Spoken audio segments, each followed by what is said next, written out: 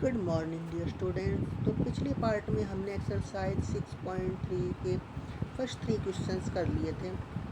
तो इस पार्ट में हम बाकी बचे हुए क्वेश्चंस और एग्जांपल्स करेंगे। तो चलो शुरू करते हैं। सबसे पहले देखो क्वेश्चन नंबर 4 पे आओ। ये हमारा क्वेश्चन नंबर 4 है। इसमें आपको बता रखा है in the given figure if P Q and R S intersect at point T such that angle PRT is equal to 40, angle RPT is equal to 95 degree and angle TSQ is equal to 75 degree. Find the angle SQT. देखो diagram पे नज़र करते हैं एक बार। सबसे पहले देखो आपको कौन कौन सा एंगल पता है। आपको एंगल P पता है 95, आपको ये एंगल पता है। अब अगर मैं इस ट्राइंगल को लूँ तो यहाँ पर 2 एंगल्स पता है, तो ये एंगल तो मैं बहुत ईजिली तरीके से फाइंड कर सकता हूँ। ठीक है, अब मेरे पास जो रिक्वायरमेंट है, मेरे को कौन सा एंगल निकालना है, SQT। मेरे को ये एंगल फाइंड करना है। ठीक है, अगर मेरे को ये एंगल फाइंड करना है तो मुझे इस एंगल के साथ ये एंगल भी चाहिए, ताकि मैं एंगल सम प्रॉपर्टी लगाकर 180 में से सब्ट्रैक्ट करके इस एंगल को निकाल पाऊँ। तो ये एंगल कब आएगा, जब ये आ जाएगा, क्योंकि ये दोनों कैसे एंगल है, वर्टिकली अपोजिट एंगल। तो आई होप आप ये क्वेश्चन समझ चुके होंगे। चलो शुरू करते हैं। देखो इसमें सबसे पहले मैंने लगाई एंगल सम प्रॉपर्टी, क्योंकि मेरे को एंगल PTR निकालना है। तो देखो angle RPT plus angle PRT plus angle PTR, इन तीनों का सम 180 डिग्री होगा, क्योंकि ट्राइंगल के तीनों एंगल्स का सम 180 डिग्री होता है। तो यहाँ से देखो इन एंगल्स से 95 प्लस 40, इन दोनों को जोड़ दिया, कितना आ गया 135। और 135 को जब मैंने इसमें से सब्ट्रैक्ट किया 180 में से, तो ये आ गया 45। ठीक है, तो यहाँ पर मेरे पास कौन सा एंगल आ चुका है, ये एंगल। ठीक है, ये एंगल 45 आ चुका है। मैंने कहा था ये एंगल और ये एंगल, ये दोनों एंगल्स कैसे एंगल है, वर्टिकली अपोजिट एंगल। और थ्योरम 6.1 जब हमने की थी तो मैंने आपको बताया था कि vertically opposite angles are always equal. तो ये एंगल भी 45 आ गया। ठीक है, अब देखो मेरे पास जब ये एंगल 45 आ चुका है, तो ये एंगल और ये एंगल होने की वजह से अब मैं एंगल सम प्रॉपर्टी लगाकर ये तीसरा एंगल भी फाइंड कर सकता हूँ। तो एंगल सम प्रॉपर्टी लगा देंगे, SQT plus TSQ plus STQ, तीनों का सम 180। तो यहाँ से SQT की वैल्यू निकाल देंगे, 75 प्लस 45 जोड़ देंगे 120। 120 को 180 में से सब्ट्रैक्ट करेंगे, कितना आएगा 60। तो angle SQT is equal to 60 degree. ठीक है, अब आ जाते हैं अगले क्वेश्चन पर। देखो नेक्स्ट क्वेश्चन क्या है हमारे पास। In figure PQ perpendicular to PS, PQ parallel to SR, angle SQR is equal to 28, angle QRT is equal to 65। Then find the value of X and Y। Diagram पे आ जाइए एक बार। तो देखो सबसे पहले आपको क्या क्या पता है इसमें आपको पता है कि ये PQ परपेंडिकुलर टू PS, तो देखो ये एंगल तो 90 है, ये तो श्योर है। ठीक है, अब इसके अलावा आपको इसमें पता है कि ये लाइन PQ और SR पैरेलल है। तो देखो एक बार सोचो, अगर ये दोनों लाइन पैरेलल है तो ट्रांसवर्सल कौन सी लाइन हुई, ट्रांसवर्सल लाइन हुई QS। और ये लाइन अगर ट्रांसवर्सल है तो अल्टरनेट एंगल्स, देखो ये एंगल X और ये एंगल, ये अल्टरनेट एंगल हो गए। ठीक है, तो ये दोनों इक्वल होंगे, बट हमें इसमें ये इसकी वैल्यू भी नहीं पता, तो पहले हमें ये फाइंड करना पड़ेगा, तब हमें X मिल जाएगा। अब आप कहेंगे कि सर Y को भी 28 के इक्वल आ जाएगा, नहीं, क्योंकि ये लाइन और ये लाइन पैरेलल नहीं है, इसलिए Y 28 नहीं हो सकता। तो देखो हमारे पास अब इस क्वेश्चन को करने के लिए हमें क्या करना पड़ेगा। देखो हमें ये पता ही एक्सटीरियर एंगल है, और इस ट्राइंगल QRS में एक्सटीरियर एंगल से जो 65 हो किसके बराबर होगा, ये एंगल 28 प्लस एंगल QSR। तो यहाँ से हम किसकी वैल्यू फाइंड कर सकते हैं, QSR की वैल्यू से किसकी वैल्यू आ जाएगी, X की। और X की वैल्यू आने के बाद ये एंगल 90 है, तो 90 प्लस दिस एंगल और प्लस Y, तो तीनों का सम 180 डिग्री हो जाएगा बाई एंगल सम प्रॉपर्टी। तो देखो हमने सबसे पहले QSR की वैल्यू फाइंड की, QSR plus 28 is equal to 65। तो QSR की वैल्यू आ जाएगी 65 माइनस 28 इज इक्वल टू 37। तो QSR की वैल्यू आ चुकी है 37 डिग्री। ठीक है, अब मैंने आपको बताया था क्योंकि PQ पैरेलल टू SR है, ये लाइन पैरेलल है इसके, ये ट्रांसवर्सल है, तो ये एंगल और ये एंगल इक्वल होंगे अल्टरनेट इंटीरियर एंगल्स, तो एक्स की वैल्यू भी कितनी आ जाएगी 37 डिग्री। ठीक है, यहाँ से एक्स की वैल्यू 37 डिग्री आ चुकी है। अब हमारे पास देखो ये एक ट्राइंगल है, इस ट्राइंगल में आपको इसकी वैल्यू पता है 37, इसकी वैल्यू पता है 90, तो ये तीसरा एंगल निकाल सकते हैं by angle sum property. So 90 + 37 + y = 180, तो 90 + 37 127 + y = 180। फाई की वैल्यू निकाल लेंगे 180 degree minus 127 degree = 53 degree. So इस तरह एक्स की वैल्यू 37, वाई की value 53, as simple as that. तो देखो मैंने आपको बताया था इसमें हम केवल दो ही प्रॉपर्टीज यूज कर रहे हैं, एक तो एंगल सम प्रॉपर्टी और एक exterior angle property. Mostly questions में हम यही करने वाले हैं। अब देखो लास्ट क्वेश्चन, ये क्वेश्चन थोड़ा ध्यान से समझे। ठीक है, क्वेश्चन दिखने में थोड़ा आपको अजीब लगेगा बट है इजी अगर आप इसको ध्यान से समझेंगे। देखो, in figure the side Q R of triangle P Q R is produce to a point S.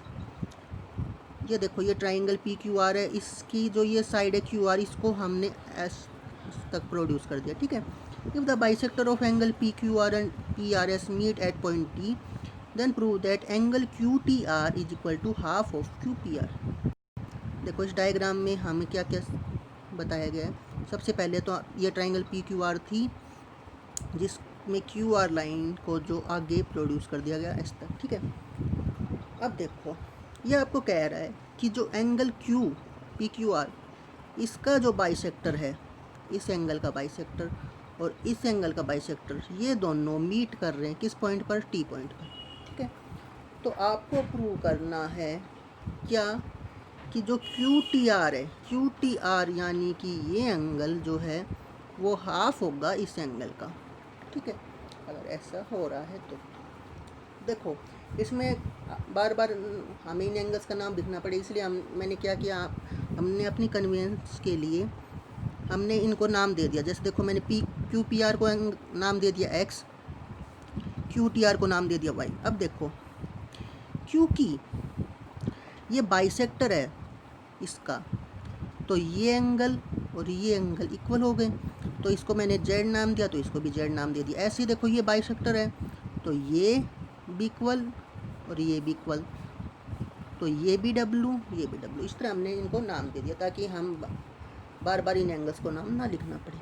अब देखो तो क्वेश्चन पे आ जाओ, हमें प्रूव क्या करना है, हमें प्रूव करना है कि क्यू टी आर यानी Y angle half of X होगा। ठीक है, वाई को x/2 के इक्वल प्रूव करना है। तो देखो सबसे पहले आ जाओ, हमने क्या पढ़ा है इसमें, एक्सटीरियर एंगल प्रॉपर्टी। तो देखो सबसे पहले इस ट्राइंगल को लो, ट्राइंगल क्यू टी आर या क्यू आर टी। ठीक है, इस ट्राइंगल में जो ये एंगल है ये एक्सटीरियर एंगल है डब्लू, तो ये एंगल किसके इक्वल होगा, वाई प्लस जेड।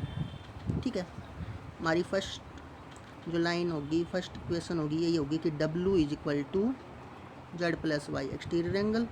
ठीक है, ओके। अब आ जाओ, अब देखो इस ट्राइंगल पी क्यू आर में, इस ट्राइंगल पी क्यू आर में ये पूरा एंगल ही एक्सटीरियर हो गया, इस पूरे एंगल की वैल्यू क्या होगी, देखो ये भी W W W plus W 2W। ठीक है, ये एंगल X और ये Z प्लस Z 2Z। ठीक है, तो यहाँ पर वैल्यू आ गई 2W is equal to X plus 2Z। ठीक है, ये सेकेंड इक्वेशन हो गई। अब देखो W की वैल्यू आपको पता है क्या है, W की वैल्यू हमारे पास फर्स्ट इक्वेशन में क्या है, Z प्लस वाई, ये वैल्यू आपको पता है W की। तो यहाँ पर W की जगह आप Z प्लस वाई रख दीजिए, क्योंकि देखो आपको जो प्रूव करना है उसमें ना ही W है और ना ही Z है, तो ये X और Y है, तो आप इसको पुट कर दीजिए। देखो W की जगह आपने रखा Z plus Y is equal to, जो राइट हैंड साइड में है वो ऐसे ही रहेगा x प्लस 2Z। 2 को Z से मल्टीप्लाई करेंगे 2Z आएगा, 2 को Y से मल्टीप्लाई करेंगे 2Y आएगा, is equal to x plus 2Z। देखो दोनों तरफ इक्वेशन में 2Z है, तो 2Z से 2Z कैंसिल, तो 2y is equal to x और 2y is equal to x, तो 2 अपॉन में आ जाएगा। ठीक है, 2x के अपॉन में आ जाएगा, तो y is equal to x/2, और यही आपको प्रूव करना था। ठीक है, y क्या है, एंगल क्यू टी आर, और x क्या है, एंगल क्यू पी आर। ठीक है, नेक्स्ट देखिए एग्जाम्पल्स। एग्जाम्पल नंबर 7 देखो, Q T perpendicular to P R, Q T जो लाइन है वो परपेंडिकुलर है पी आर के, एंगल टी क्यू आर की value 40 degree, angle S P R की वैल्यू 30 डिग्री। तो आपको फाइंड करना है एक्स और वाई। अब देखो, अगर हम डायग्राम को देखते हैं तो ये एंगल हमें पता है 90 है, ये एंगल 40 है। तो अगर इस ट्राइंगल के लिए हमें तीसरा एंगल फाइंड करना है तो एंगल सम प्रॉपर्टी से कर लेंगे 90 + 40 + एक्स। तो यहाँ से एक्स की वैल्यू कितनी आ गई 50। अब देखो एक्स की वैल्यू 50 आ चुकी है, ये 30 है, ये वाई कैसे एंगल है इस ट्राइंगल के लिए, इस ट्राइंगल के लिए वाई जो एंगल है वो क्या है एक्सटीरियर एंगल, और exterior angle is always equal to the sum of opposite interior angle. तो 30 + 50 = 80। तो as simple as that. Next question, ठीक है। The sides AB and AC of triangle ABC are produced to point E and D respectively. If the bisector BO and CO of triangle CBE and angle BCD respectively meet at O, then prove that angle BOC is equal to 90 minus half of BAC. आपको prove करना है कि जो ये angle है angle BOC 90 minus half of BAC, और BAC को नाम क्या दिया हुआ है x, 90 माइनस x/2 आना चाहिए, ठीक है। हमने इन तीनों एंगल्स का नाम ले लिया। देखो एंगल ए को हमने x कह दिया, एंगल ABC को हमने y कहा, और एंगल ACB को हमने z कहा। और ये जो है देखो ये आगे जो प्रोड्यूस किया गया है और ये इसके बाइसेक्टर है, ये इसके बाइसेक्टर से, ठीक है, ये भी बाइसेक्टर और ये भी बाइसेक्टर, इसलिए ये एंगल इक्वल इक्वल होंगे। तो देखो आपको क्वेश्चन में क्या क्या चाहिए, आपको x चाहिए, ठीक है, और ये वाला एंगल चाहिए। तो सबसे पहले देखो यहाँ पर सबसे पहले मैं एंगल की वैल्यू निकालूंगा। देखो मेरे को ये पता है x + y + z तीनों का सम कितना होगा 180, ठीक है, पहली इक्वेशन वो आ जाएगी। अब देखो अगर मैं यहाँ से y की वैल्यू निकालूँ,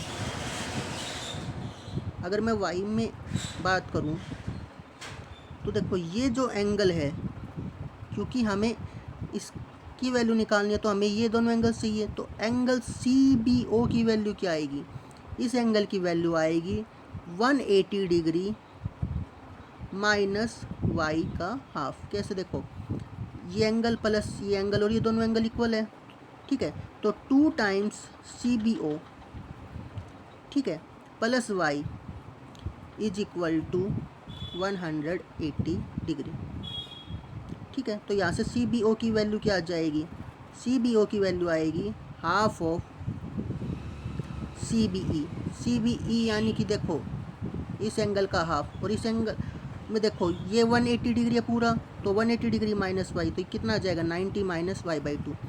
ऐसे ही अगर मैं इसकी वैल्यू निकालूँ एंगल C, अगर मैं इसमें वैल्यू निकालूँ एंगल BCO की, ठीक है, इस एंगल की BCO की, तो इसकी वैल्यू क्या आएगी 180 डिग्री माइनस z/2, तो ये आ जाएगा 90 माइनस z/2। इन दोनों की वैल्यू आ चुकी है। देखो मेरे पास इन तीनों का सम कितना होगा 180। तो यहाँ से देखो in triangle BOC plus BCO plus angle CBO is equal to 180।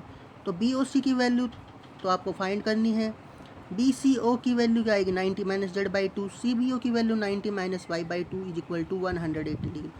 देखो ये 90 + 90 इज इक्वल टू 180 हो गया, और इस तरफ भी 180 है, तो ये दोनों कैंसिल हो गए। तो ये माइनस y/2 इस तरफ आकर प्लस y/2, और माइनस z/2 इस तरफ आकर प्लस z/2। तो यहाँ से देखो z + y कॉमन आ में से 2 कॉमन आ गया, तो 1/2 y + z हो गया। y + z देखो हमने पहली क्वेश्चन ये ली थी x + y + z is equal to 180।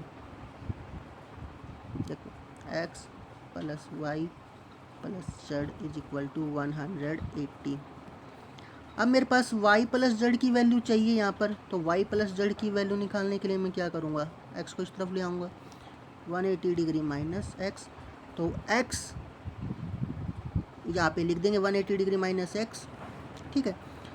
तो यहाँ पर आ गया, ये हाफ था इस इक्वेशन में तो हाफ ही रहेगा।